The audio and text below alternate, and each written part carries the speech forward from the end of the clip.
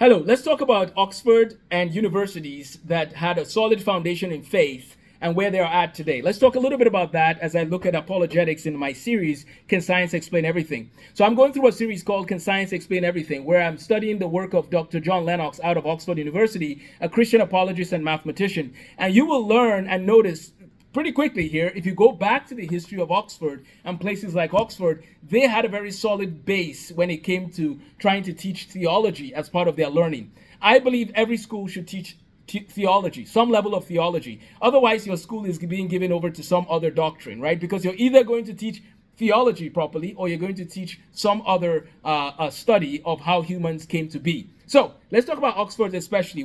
I visited Oxford in May of this year. I was also there in 2020. Beautiful school. I got this book on the history of Oxford University, studying things that were happening around 1090 and 1100 AD. These universities were set up to do not just academic work. Initially, the goal was you were training up clergy, right? And that's similar to places like Harvard.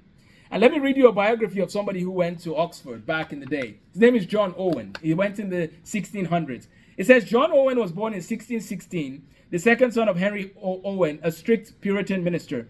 His proficiency in learning was such that he was admitted to the Queen's College, Oxford, at the age of 12. For several years, he allowed himself only 4 hours of sleep a night so that the rest might be spent in study. So that the rest of his time might be spent in study. Isn't that amazing, right? So when you think about Oxford, Oxford came first and then Cambridge came later.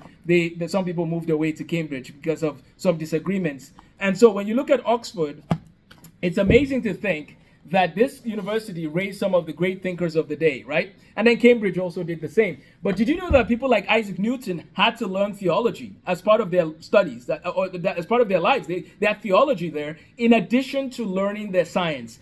We could talk about scientists after scientists, Robert Boyle, James Clerk Maxwell, Michael Faraday. We could talk about scientists after scientists who not only did well in science, but they also did very well in theology or in studying or trying to study the Bible.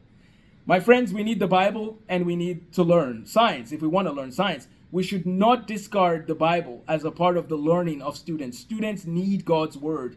And unfortunately in America, that's not happening. Many schools do not even allow you to talk about the Bible. Well, at all the Lifestem academies that we have, that's just going to be standard. The Bible is our guide. It's the fundamental for learning anything else. We need the Bible to help us understand how we got here and where we're headed, as well as how to live, right? So I will be doing this study, Can Science Explain Everything? You now know a little bit about the Oxford background. That's part of where Dr. John Lennox, that's where he taught, and that's where he's based out of.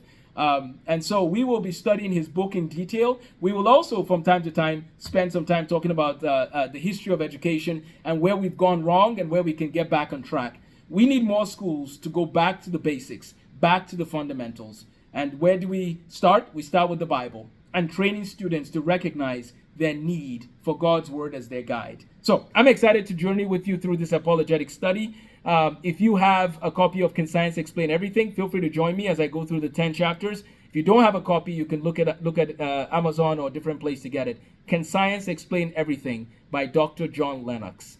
Thank you for watching this video. I look forward to doing this apologetic study with you, and I hope to recreate places like Oxford University again with teaching that is grounded in God's word. Take care and have a blessed day.